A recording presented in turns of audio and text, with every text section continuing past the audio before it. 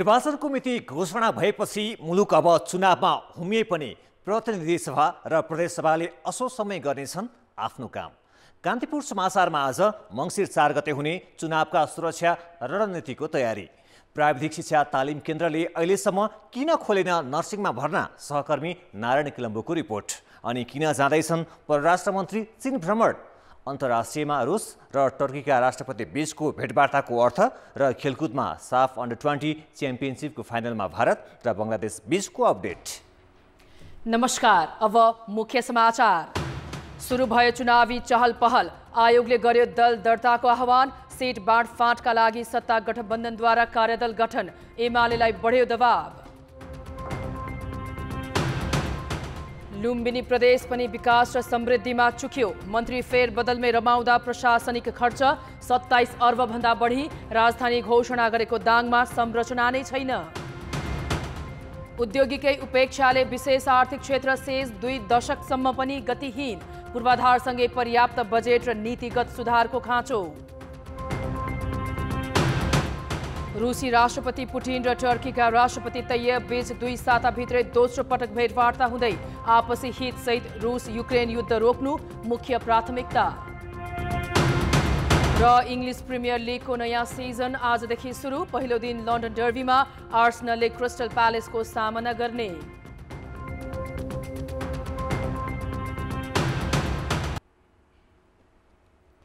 सरकारले निर्वाचनको मिति घोषणा गर्न साथ दलहरूलाई चुनाव लागेको छ। 5 दलीय सत्ता गठबन्धनको आजको बैठकले मङ्सिर 4 गते हुने प्रतिनिधि सभा र प्रदेश सभा निर्वाचनमा पनि तालमेल गर्ने निर्णयसहित सिट संख्या बाँडफाँट मिलाउन 11 सदस्यीय कार्यदल नै गठन गरेको छ। सत्ता गठबन्धनको यो निर्णयले आगामी निर्वाचनमा मूलधारका दलहरू एक्लै भन्दा तालमेल गरेरै चुनावमा जाने देखिँदैछ।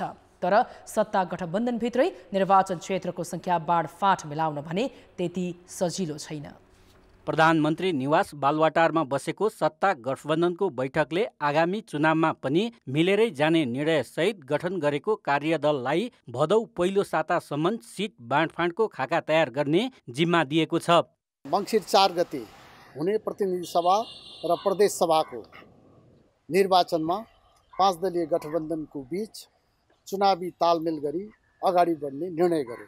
काङ्ग्रेस केन्द्रीय समितिले आफ्नो नेतृत्वमा स्थिर सरकार भन्दै गठबन्धन कायम राख्ने निर्णय असारमै गरेको हो। अरू दल पनि गठबन्धनको पक्षमा छन्, तर सबैभन्दा पेचिलो विषय चाहिँ निर्वाचन क्षेत्र मिलाउनु हुनेछ। प्रत्यक्षतर्फ प्रतिनिधि सभामा 165 निर्वाचन क्षेत्र र प्रदेश सभामा 330 सिटमा भाग लगाउनु पर्नेछ। काङ्ग्रेसले कम्तीमा 95 सिट र अन्य दलले 80 देखि 85 सिट दाबी गरिरहेका छन्। माओवादी तथा समाजवादी केन्द्रले त निर्वाचन पछिको शक्ति बाँडफाँड समेत अहिले नै हुनुपर्ने भनेका छन्। निर्वाचनसम्म गठबन्धन गरेर जाउँ, त्यसपछि के गर्ने त्यति बेला नै सोचौँला भन्ने कुरा हुँदा त पछाडिको बारेमा सोच्नु परेन। यो मैले स्वाभाविक र सैद्धान्तिक कुरा गरेँ क्या। होइन, गठबन्धनलाई निर्वाचन पछि पनि कन्टिन्युटीमा लैजाने भन्ने हो भने पछाडिको व्यवस्थापनको बारेमा पनि छलफल त स्वाभाविक रूपमा चाहिने हुन्छ। कसरी कसलाई व्यवस्थापन गर्ने भन्ने खालको कुरा त निश्चित रूपमा एउटै पार्टी हुँदाखेरि त त्यो पार्टीभित्रका नेताहरूको व्यवस्थापनमा ध्यान दिनुपर्छ। यस्ता चुनावको बेलामा चुनावमा जाने वा नजानेहरूका बिचमा ध्यान दिनुपर्छ भनेर भने गठबन्धनमा त झन् ध्यान दिनु परेको नि। सिटमा दलहरूको दाबी आफ्नो संख्या बढाउन मात्र होइन, निर्वाचन परिणामसँग पनि जोडिएको छ। एक्लै बहुमत नजिक पुग्ने काङ्ग्रेसको दाउ र आफ्नो समर्थन बिना बहुमतमा जान नदिने माओवादी र समाजवादीको रणनीति त्यसको मुख्य कारण हो। स्थानीय तह निर्वाचनमा काङ्ग्रेसले बेइमानी गरेको बुझाइ अरू दलको छ। यो स्थितिमा कसरी कार्यदलले सिट बाँडफाँडको ढाँचा कसरी तयार गर्ला? गठबन्धनमा रहेका दलहरूको बिचमा हामीले जनतामा जाँदै गर्दाखेरि कम्तीमा 3टा मुद्दा संविधानलाई हेर्ने हाम्रो दृष्टिकोण, आर्थिक सामाजिक मुद्दाहरू र विदेश नीति, यो 3टाको बारेमा न्यूनतम समझदारी गर्ने कुरा पनि सँगसँगै गर्नुपर्छ वा त्योभन्दा पहिला गर्नुपर्छ। त्यो गऱ्यौँ भने चाहिँ कम्तीमा त्यसले त्यो गठबन्धनको सिटको बाँडफाँडलाई पनि सजिलो बनाउँछ। तराई मधेसलाई मुख्य आधार क्षेत्र मान्ने मधेस केन्द्रित दललाई समेत मिलाउन सजिलो छैन। सत्ता गठबन्धनमा काङ्ग्रेस सभापति एवं प्रधानमन्त्री शेरबहादुर देउवा, माओवादी अध्यक्ष पुष्पकमल दाहाल र एकीकृत समाजवादीका अध्यक्ष माधव कुमार नेपालको समेत चाहना चुनावपछि प्रधानमन्त्री हुने देखिन्छ। दाहालले त आलो पालो प्रधानमन्त्रीको दाबी अघि सारिसकेका छन्। त्यसैले पनि सत्ता गठबन्धनमा सिट बाँडफाँड निकै पेचिलो बन्न सक्छ। कान्तिपुर समाचारका लागि क्यामेरामा विकास जोशीका साथ पर्वतराज घिमिरे, काठमाडौँ। नेकपा एमालेका अध्यक्ष केपी शर्मा ओलीले आम निर्वाचनको तयारीमा जुट्न नेता कार्यकर्तालाई निर्देशन दिएका छन्। भक्तपुरमा आज आयोजित कार्यक्रममा प्रमुख प्रतिपक्षी एमालेका अध्यक्ष ओलीले निर्वाचनमा पार्टीले हार्न नहुने बताएका हुन्। चुनाव हारे पनि प्रतिपक्षमा बसेर मुलुक र जनताको पक्षमा काम गर्ने उनको भनाइ छ।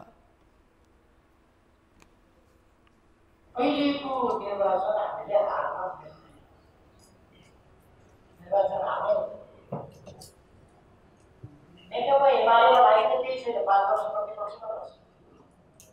प्रतिपक्षमा बसेर जनताको पक्षमा बोल्छ, आवाज उठाउँछ, देशको पक्षमा बोल्छ, आवाज उठाउँछ, राष्ट्रियताको पक्षमा, लोकतन्त्रको पक्षमा, स्वच्छताको पक्षमा, सुशासनको पक्षमा, विकासको पक्षमा बोल्छ, आवाज उठाइरहन्छ। त्यसलाई काम गर्नलाई त कार्यक्षेत्र सिद्धिने पनि होइन कि, तर एमाले हाल्दा देश गठबन्धनले चुनावी तालमेल र सिट बाँडफाँडका लागि कार्यदल गठन गरेपछि ओलीले 5 वर्ष प्रतिपक्षमा बस्न एमाले तयार रहेको अभिव्यक्ति दिएका हुन्। सत्तापक्षले गठबन्धन बलियो बनाउने तयारी गरेपछि एमाले थप अप्ठ्यारोमा पर्ने देखिन्छ। कार्यक्रममा ओलीले प्रधान न्यायाधीश चोलेन्द्र शमशेर जबरा विरुद्धको महाभियोग अलपत्र पारेको भन्दै सरकार र सभामुखको आलोचना गरे। निर्वाचन आयोगले प्रतिनिधि सभा र प्रदेशसभा निर्वाचनका लागि राजनीतिक दल दर्ता आह्वान गरेको छ। सरकारले मङ्सिर 4 गतेका लागि चुनाव घोषणा गरेसँगै आयोगले आगामी आइतबारदेखि दल दर्ता गर्न आह्वान गरेको हो। दलहरूले 31 गतेसम्म आवेदन दिन सक्नेछन्। आयोगले चुनावको पर्यवेक्षण र गर्न चाहने विदेशी पर्यवेक्षकसँग आवेदन माग्ने र सरकारसँग बजेटको खाका प्रस्तुत गर्ने तयारी समेत गरेको छ।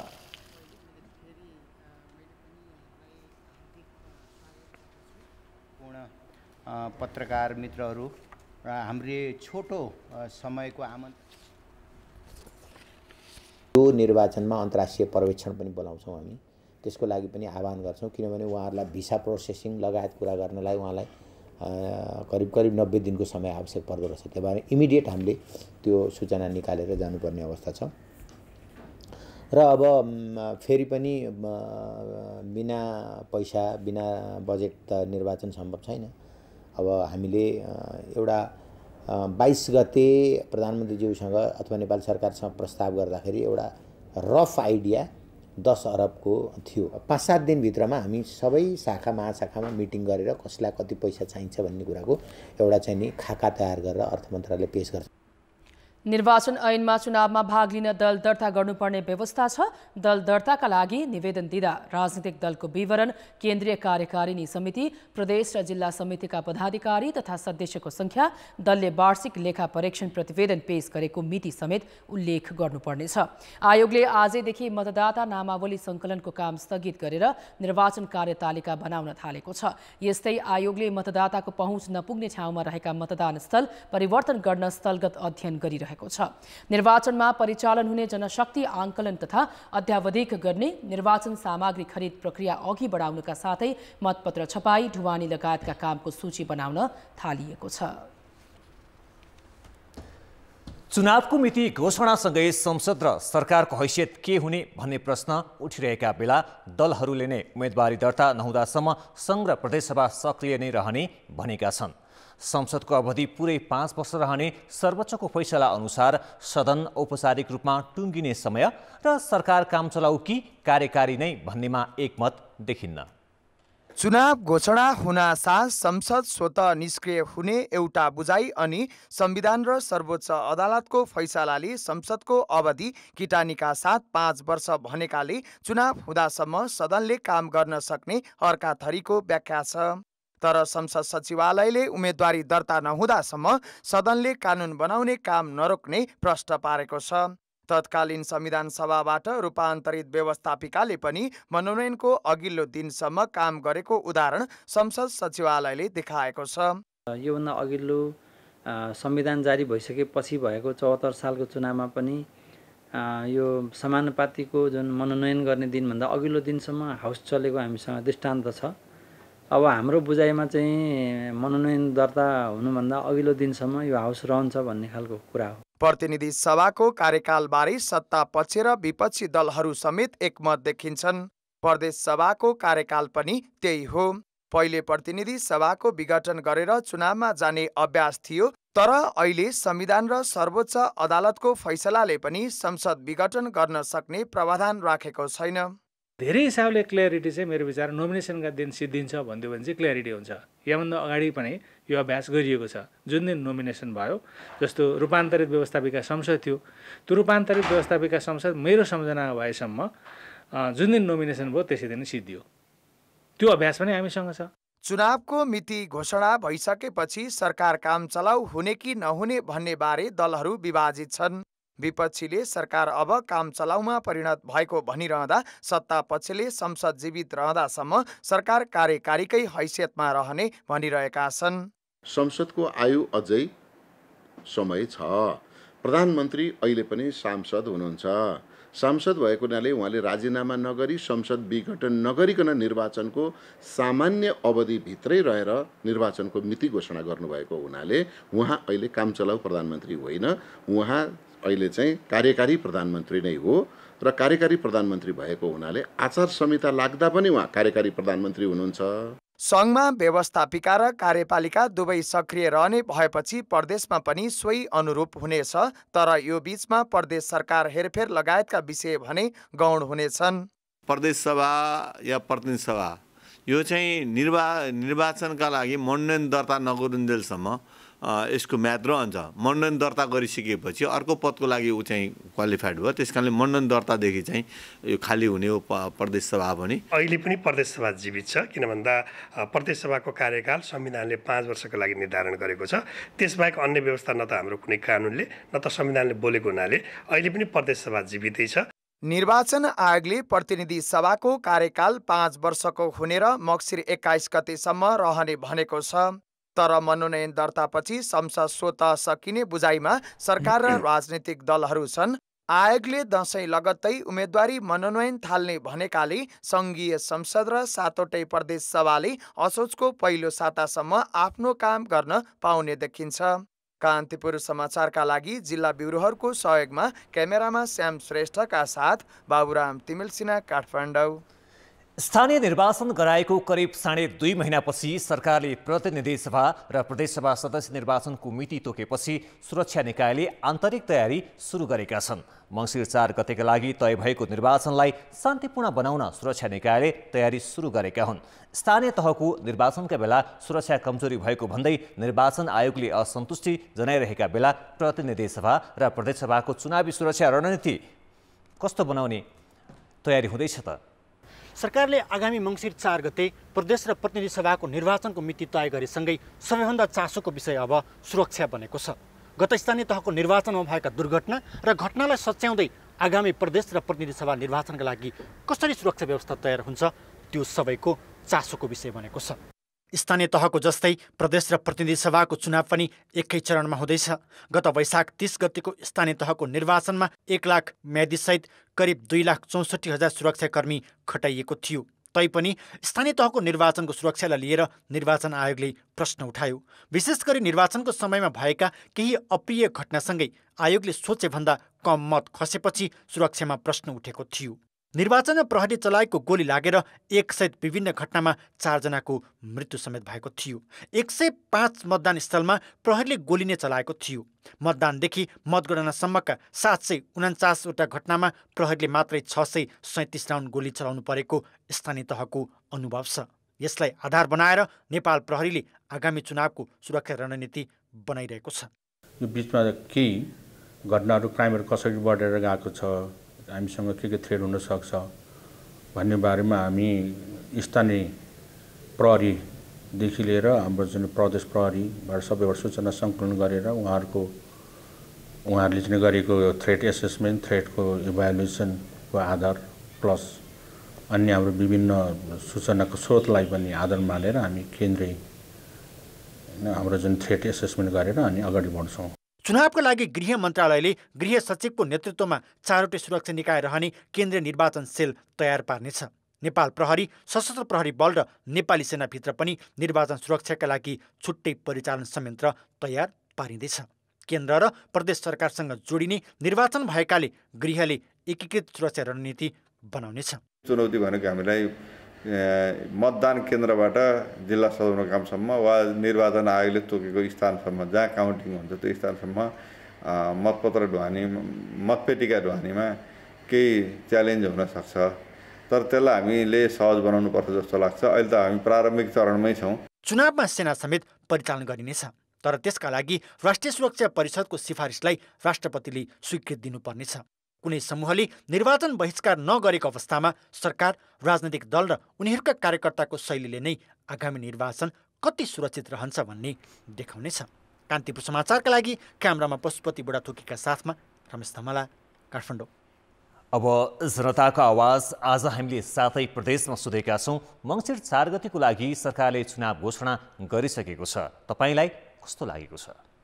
जनताको आवाज नयाँ नेतृत्वहरू आउला, उनीहरूले काम गर्ला, विकास गर्ला देशको। सरकारलाई त धेरै धेरै धन्यवाद नै दिनुपर्छ, किनभने यो संविधानकै अनुसार उहाँले पनि हैन टाइममा उ गर्नुभयो। बाटोहरू बनाउँछ, विकासहरू गर्छ। जनताले चाहिँ एकदम विकास प्रेमी नेताहरू छान्नु हुनेछ। हामीले सकारात्मक रूपमा लिएका छौँ। चुनाव नसार्दिनु होला, यो चुनाव हुनै पर्छ। एकदमै स्वागत योग्य कार्य हो। तोकेको समयमा भइदिए जति अझ हामी खुसी छौँ। नागरिकहरूले मतदान गर्न पाउने हाम्रो अधिकारको कुरा हो। नेताको अवस्था मात्र फेरेको देख्छु, देशको अवस्था चाहिँ त्यही छ। नयाँ सरकारले चाहिँ केही बदलाव ल्याउँछ कि भन्ने आश राखेको छ। सरकारको निर्णय राम्रो छ। देश र जनताको लागि चुनाव जरुरी छ। यो चुनाव त आइरहन्छ गइरहन्छ, तर यो जनताको चाहिँ समस्यालाई चाहिँ एकदम उनीहरूले चाहिँ उजागर गर्नु पर्यो। 5 वर्षमा एकचोटि मौका पाउँछ, यसमा चाहिँ अब डेट एक्सपायरहरूलाई चाहिँ उडाउनुपर्छ। खर्चिलोपन चुनावलाई चाहिँ घटाउने, कस्तो घटाउने, यो चाहिँ अलिकति सरकारले सोच्नुपर्ने बाध्यता चाहिँ छ। सबै मिलेरलाई सफल पार्नुपर्ने दायित्व हामी सब आएको छ। अहिले समयमा चुनाव हुनै पर्यो। म्यान्डेट अनुसार नै यो हाम्रो निर्वाचनको मिति घोषणा गरेको छ। अति नै आवश्यक र यो हुन लागेकोमा चाहिँ हामी अति नै खुसी छौँ। संविधान अनुसार हुनुपर्ने थियो, जुन सरकारले अहिले घोषणा गरेको छ यो एकदमै राम्रो छ। ब्रेकपछि समाचारमा पुनः स्वागत छ। मुलुक संहितामा गएपछि प्रदेश सरकार गठन भएका 5 वर्ष पुरा हुँदैछ। आजको समीक्षामा हामीले लुम्बिनी प्रदेशलाई समेटेका छौँ। प्रदेशका 12वटै जिल्लामा आफ्ना संरचना स्थापना र पञ्चवर्षीय योजना बनाएको लुम्बिनी प्रदेश सरकारले 5 वर्षको अवधिमा दीर्घकालीन महत्त्वका योजना भने पुरा गर्न सकेन। सरकारको ध्यान सत्ता जोगाउनमै केन्द्रित हुँदा महत्त्वपूर्ण कानुन समेत बनेका छैनन्। 2074 साल फागुन 3 गते एमालेका शङ्कर पोखरेल मुख्यमन्त्री बनेसँगै लुम्बिनीमा प्रदेश सरकारले औपचारिक रूपमा काम सुरु गरेको हो। त्यस यता 5 पटक मन्त्री परिषद हेरफेर भयो भने 2 पटक त सरकार नै फेरियो। सुरुमा 6 मन्त्रीले 7 मन्त्रालय चलाएको प्रदेशमा 13 मन्त्रालयमा 17 सदस्यीय मन्त्री परिषद गठन भयो। प्रदेश संरचना बढाएर 193 पुर्याइयो। सरकार गठन पछिका 4 वर्षमा आन्तरिक राजस्व 4 अर्ब 28 करोड 41 लाख रुपैयाँ मात्रै सङ्कलन गरेको सरकारको प्रशासनिक खर्च भने 26 अर्ब 80 करोड रुपैयाँ पुगेको छ। पूर्वाधारका कामहरूदेखि लिएर शिक्षा, स्वास्थ्य, खानेपानी हरेक किसिमबाट सामाजिक विकास लगायतका चाहिँ हरेक क्षेत्रबाट प्रदेश सरकार साँच्चै भन्दाखेरि वडासम्म, गाउँसम्म, टोलसम्म पुगेको स्थिति छ। यद्यपि हामी सबैतिर पुग्न सकेका छैनौँ, सबैलाई सबै किसिमबाट लिएर जान सकेका छैनौँ। प्रदेशको नामाकरण गर्ने, स्थायी राजधानी दाङको देउखुरी तोक्ने, प्रदेशको वस्तुस्थिति विवरण निकाल्ने, पञ्चवर्षीय आवधिक योजना बनाउने लगायतका काम प्रदेश सरकारले गरेको छ। तर राजधानी तोकिएका क्षेत्रका जग्गा अझै सरकारका नाममा आएका छैनन्। प्रदेशका अधिकांश संरचना पनि बुटबलमै छन्। रकम अत्यन्तै विशृङ्खलित ढङ्गले चाहिँ विनियोजित भएको छ हैन। जस्तै ठुला योजनाहरू सम्पन्न गर्ने, त्यसबाट परिणाम आउने कुरा भन्दा पनि साना टुक्रे योजनाहरू बनेर बजेट छर्ने काम चाहिँ हामीले गर्यौँ। 5 दलीय सरकार गठनपछि करिब 8 महिना एमाले प्रदेश सभामा अवरोध गर्यो। 1 वर्ष त 6 मध्ये 4 वटा विषयगत समिति खाली भए। दल परिवर्तन र आन्तरिक किचोलले कारबाहीमा पर्दा 87 प्रदेश सभा सदस्य 80 जनामा मात्रै खुम्चिएका छन्। पदाधिकारीको सुविधा बढाउन 3 पटक ऐन संशोधन गरिए पनि अहिलेसम्म कर्मचारी सेवा ऐन बनेको छैन। प्रदेश सभाले 83 वटा विधेयक बनाए पनि धेरै कार्यान्वयनमै गएका छैनन्।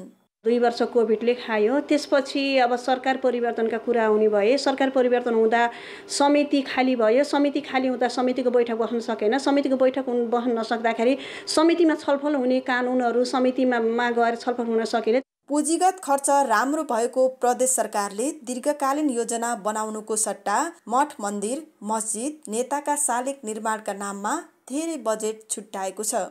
आम नागरिकको माग र आवश्यकता बढी हुने कृषि अनुदान, व्यवसाय कर्जा, सिप मापन लगायतका काम भने प्रभावहीन छन्। शून्यबाट सुरु भएको लुम्बिनी प्रदेश सरकारले प्रदेशका 12 वटै जिल्लामा संरचना बनाएर देखिने र भेटिने अवस्थामा पुगेको छ। तर सम्भावना नै सम्भावना बोकेको प्रदेशमा सरकारले नागरिकको अपेक्षा अनुसार काम गर्न सकेको छैन। त्यही कारण प्रदेश सरकारको विश्वास समेत गुम्दै गएको छ। कान्तिपुर समाचारका लागि क्यामेरामा स्वस्तिक श्रेष्ठका साथ अमृता अनमोल, बुटाबल, रूपन्देही। परराष्ट्र मन्त्रालयले चीन ताइवान बीच उत्पन्न तनावको विषयलाई नजिकबाट नियालिरहेको बताएको छ।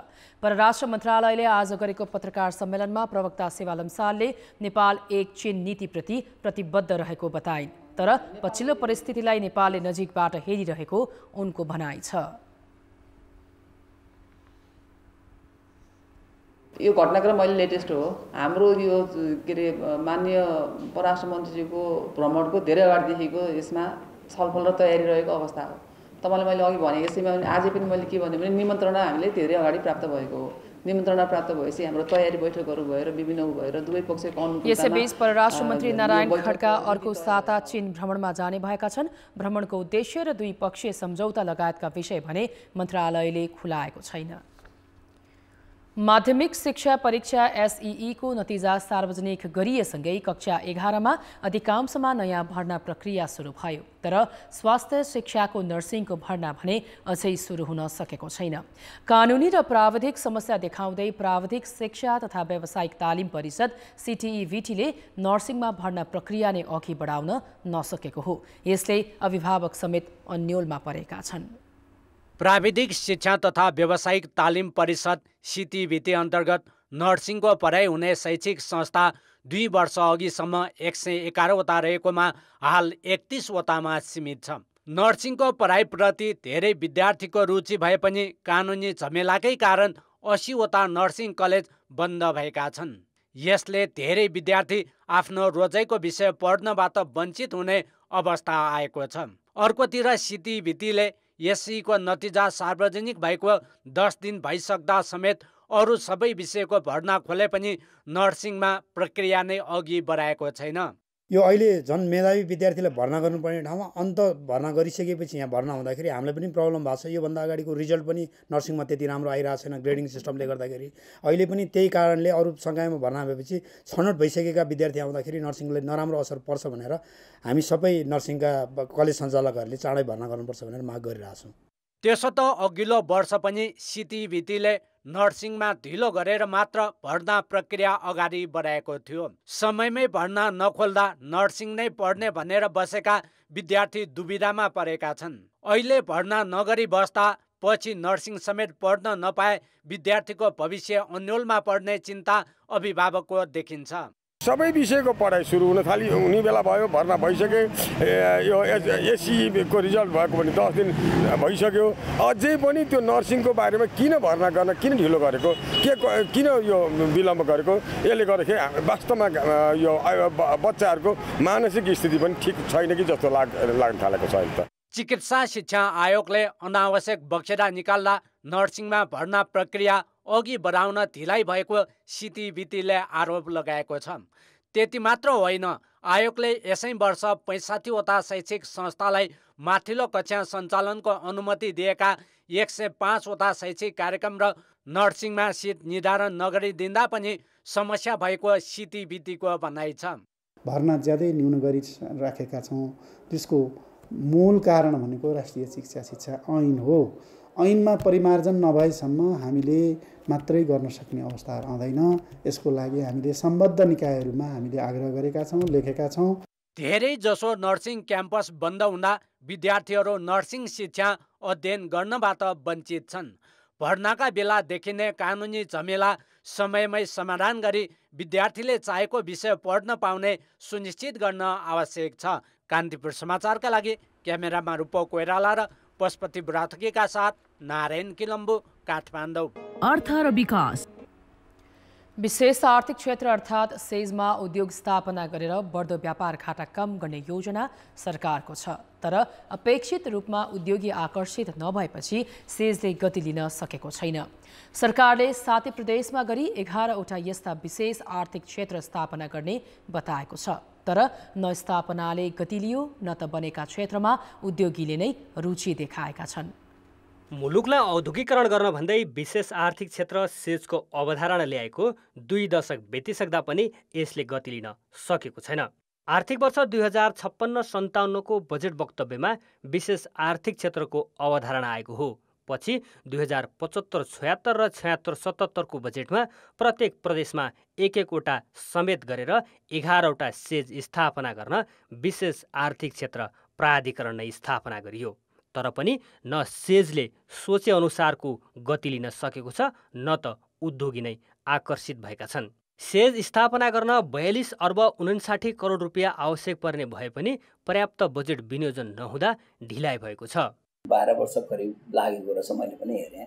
किनभने त्यति बेला अब बजेटको विनियोजन पनि त्यही किसिमले भएको छ। कोही बेला 10 करोड, कोही बेला 20 करोड, कोही बेला 40 करोड त्यस किसिमले भएको छ। टोटल प्रोजेक्ट कसै तपाईँको 1 अर्ब अनि 20 करोड 30 करोड भएपछि त पक्कै पनि 5-6 वर्ष त लाग्ने भइहाल्यो। तैपनि कुनै बेला त 10 करोड मात्रै पनि छ। अब सिमराको हकमा चाहिँ हामीले धेरै चाँडै गऱ्यौँ। 5 खालमा पनि यस्तै भइरहेछ। अहिले अब हामीलाई बजेट चाहिँ जम्मा 10 करोड मात्रै छ। त्यो 4.5 अर्बको प्रोजेक्ट हो। आर्थिक वर्ष 2067-68 देखि हालसम्म 11वटा विशेष आर्थिक क्षेत्रको सम्भाव्यता अध्ययनमै 4 करोड 86 लाख रुपियाँ खर्च भएको छ। 2 दशकको अवधिमा 52 बिघा क्षेत्रफलको भैरवामा 68वटा प्लट र 163 बिघा क्षेत्रफलको सिमरामा 69वटा प्लट तयार भएका छन्। अन्य क्षेत्रमा भने जग्गा प्राप्तिको कार्य नै अघि बढ्न सकेको छैन। जग्गाको मूल्य उकालो लाग्दै गएको अवस्थामा उद्योगीले जग्गा किनेर उद्योग स्थापना गर्न नसकिने भन्दै सहुलियतमा जग्गा उपलब्ध गराइदिन माग गरिरहेका छन्। तर सेजले प्रति वर्गमिटर 20 रुपियाँमा जग्गा उपलब्ध गराउँदा पनि निजी क्षेत्र उद्योग स्थापना गर्न तयार छैनन्। आज हेर्नुहोस्, उदाहरणको लागि तपाईँ अन्य क्षेत्रमा पनि आज भैरवमा पनि जुन हिसाबले स्थापना भएको छ त्यहाँ पनि सेज सञ्चालन हुन सकिरहेको छैन। किनभने त्यसको जुन हिसाबको पूर्वाधार बनाउनु पर्ने थियो, जुन हिसाबको इन्फ्रास्ट्रक्चर चाहिने थियो उहाँ त्यसको लागि त्यति दिनु नसके, पर्याप्त रूपमा दिन नसकेको कारणले पनि त्यहाँ निजी क्षेत्रहरू गइरहेको छैन। विशेष आर्थिक क्षेत्र ऐन 2073 अनुसार सेजमा स्थापना भएका उद्योगले अनिवार्य 60% निर्यात गर्नुपर्ने हुन्छ। तोकिएको मापदण्ड अनुसार निर्यात गर्न नसके ठुलो जरिमाना तिर्नुपर्ने भएकोले उद्योगी हच्किएका छन्। त्यहाँसम्म आउने रोडको कुराहरू, त्यहाँ चाहिने बिजुलीका कुराहरू, त्यहाँ चाहिने पानीका कुराहरू, त्यहाँ चाहिने मतलब आइटीकै कुराहरू, इन्फर्मेसन टेक्नोलोजीका कुराहरू, त्यो त मिनिमम रिक्वायरमेन्ट त्यहाँ त हुनु पर्यो नि। अब त्यो पनि हामी गर्न चाहिँ हामी सकेका चाहिँ छैनौँ। हाल विश्वभर 6000 भन्दा बढी सेज हुँदा चीनमा मात्रै 2500वटा छन्। चीनको निर्यातको हिस्सामा 60% सेजबाटै उत्पादित वस्तु छन्। तर नेपालमा भने यो असफलताको बाटोमा लागेकाले नीतिगत सुधारको आवश्यकता छ। कान्तिपुर समाचारका लागि विराटनगरबाट सुशीला पाठकको सहयोगमा क्यामेरामा सञ्जय लुइटेल र पशुपति बुढाथोकीका साथ भरत रावल, काठमाडौँ। अब जनमतको अन्तिम परिणाम। जनमतमा हिजो हाम्रो प्रश्न थियो, बिजुलीको खपत बढाउन के गर्नु पर्ला? ए. बिजुलीको पहुँच विस्तार, बी. मूल्य सस्तो बनाउने र सी. विद्युतीय सामग्रीको प्रयोग बढाउने। जनमतको अन्तिम परिणाम यस्तो छ, ए. बिजुलीको पहुँच विस्तारमा 42%, बी. मूल्य सस्तो बनाउनेमा 38% र सी. विद्युतीय सामग्रीको प्रयोग बढाउनेमा 20% मत प्राप्त भएको छ। अब आजको प्रश्न। जनमत। विशेष आर्थिक क्षेत्र सेजमा उद्योगी किन आकर्षित नभएका होलान्? ए. सहुलियत नपुगेर, बी पूर्वाधार नै कम भएर र सी प्रतिस्पर्धी बन्न डराएर। जनमतको अन्तिम परिणाम भोलि बेलुकी 8 बजेको कान्तिपुर समाचारमा प्रसारण गर्नेछौँ। कृपया NEWS news space A B वा C टाइप गरी 34001 SMS गरी आफ्नो मत व्यक्त गर्नुहोला। लगातारको झरीसँगै गएको पहिरोका कारण 3 दिनसम्म अवरुद्ध 3वटा राष्ट्रिय राजमार्ग सञ्चालनमा ल्याउन सडक विभागलाई सकस परेको छ। रारा राजमार्गको थारमारे चौरजहारी जुम्ला कुडारी खण्ड खुलाउन समस्या भएको सडक विभागले जनाएको छ। सडक माथिबाट ठूलो पहिरो झरेकाले अवरुद्ध सडक खुलाउन समस्या भएको हो। त्यस्तै साफे बगर मार्तडी कोल्टी र तानसेन रिडी कोर्ला खण्डमा पनि सडकको बेस नै बगेकाले सुरु गर्न सकिएको छैन। खोल्ने प्रयासहरू भइरहेछ र भौगोलिक कठिनाई अब त्यहाँ ठाउँमा पुग्नलाई खोल्नलाई, किनभने जुन 4वटा राजमार्ग अहिले पनि अवरुद्ध त्यो विकट ठाउँहरू हो, त्यसले गर्दा केही चाहिँ ढिला हुन गएकै हो, तर चाँडै खुल्छ त्यो राजमार्गहरू। त्यस्तै अन्य 13वटा राष्ट्रिय राजमार्गमा एकतर्फी मात्र सवारी चलेका छन्। पृथ्वी राजमार्गको 9 बिसे मुगलिन पोखरा खण्डमा झरेको पहिरो पूर्ण रूपमा हटाउन नसकिँदा एकतर्फी मात्र गाडी चलेका छन्। त्यस्तै त्रिभुवन राजपथको हेटौडा 9 बिसे काठमाडौँ खण्डमा पनि एकतर्फी मात्र गाडी चलेका छन्। कोशी राजमार्गको तुमलिङटार खाँदबारी किमाथाङकामा अवरोध छ। कर्णाली राजमार्गका ठाउँ पहिरो जाँदा सडक अवरोध छ। धेरै गाह्रो छ, बाटोमा पहिरोहरू जान्छ, पानीहरू धेरै पर्छ, अनि उकालो छ, त्यो पानी पहिरोहरू जान्छ, धेरै गाह्रो हुन्छ। बिरामीहरू एम्बुलेन्सहरू आउँदैन, धेरै गाह्रो छ। अर्थतन्त्रका जानकारहरूले आयात वृद्धि र रेमिट्यान्समा आएको कमीले मात्रै नभएर विकास निर्माणका काम अघि बढाउन नसक्दा विदेशी मुद्रा संस्थिति घटेको दाबी गरेका छन्। उनीहरूले विकास निर्माणका काममा सरकार चुक्दा विदेशी अनुदान तथा ऋण समेत आउन नसकेको बताएका छन्। प्रोग्रेसिभ इन्जिनियर्स एसोसिएसनले आज काठमाडौँमा गरेको कार्यक्रममा पूर्व अर्थमन्त्री सुरेन्द्र पाण्डेले विदेशी मुद्रा संस्थिति घट्नुमा रेमिट्यान्समा आएको गिरावट मात्र प्रमुख कारण नभएको बताए। विदेशमा काम गर्न जाने बढे पनि रेमिट्यान्स भने वृद्धि हुन सकेको छैन। उनले सरकार विकास निर्माणमा नचुकेको भए विदेशी मुद्रा संस्थितिमा यति धेरै ठूलो दबाव झेल्नु नपर्ने दाबी गरे। अर्का पूर्व अर्थमन्त्री युवराज खतिवड़ाले भने रुस र युक्रेन बीचको युद्धपछि सरकारले तत्कालीन विदेशी मुद्रा संस्थिति घट्नबाट रोक्न आवश्यक नीति लिन नसकेको आरोप लगाए। उनले घरजग्गा र शेयर कारोबारमा आएको गिरावटलाई मन्दीको संकेत दिए। खेलकुद समाचार। कान्तिपुर खेलकुद समाचारमा स्वागत छ। साफ अन्डर 20 च्याम्पियनसिपको फाइनल खेल जारी छ। भुवनेश्वर स्थित कालिङ्गा रङ्गशालामा जारी खेलमा आयोजक भारत र बङ्गलादेशले पहिलो हाफमा 1-1 गोलको बराबरी खेलेका छन्। खेलको दोस्रो मिनेटमा नै गुरकिरात सिंहले गोल गरेर भारतलाई अग्रता दिलाएका थिए। 45औं मिनेटमा राजोनले बराबरी गोल गरेपछि पहिलो हाफ 1-1 गोलको बराबरीमा रोकियो।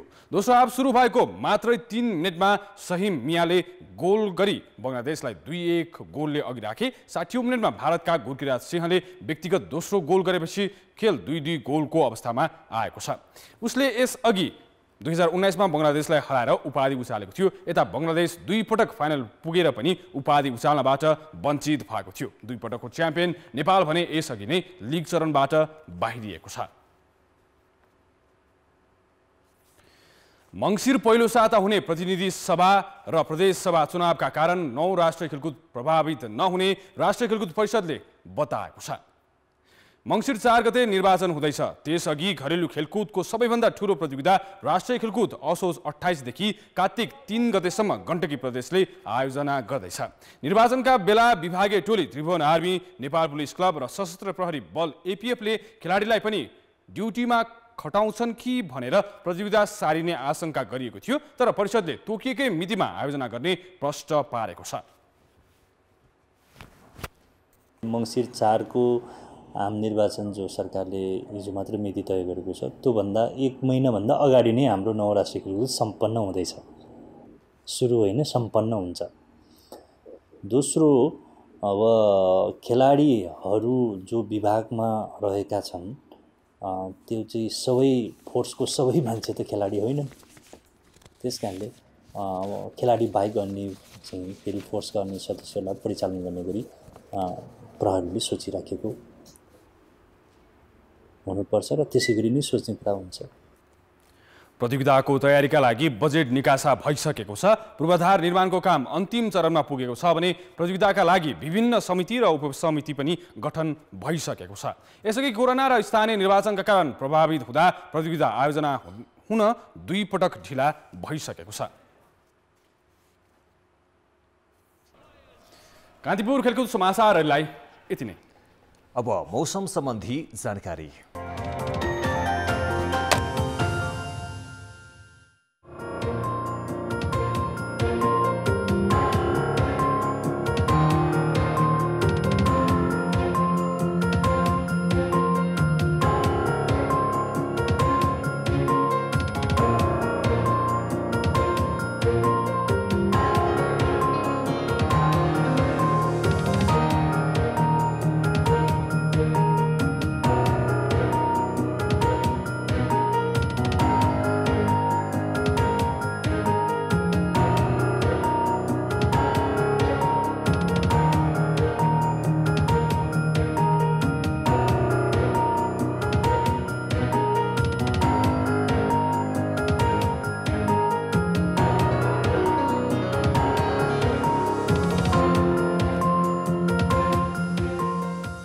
कान्तिपुर समाचार अहिलेलाई सकियो। कान्तिपुर टेलिभिजन हेर्दै गर्नुहोला। नमस्ते।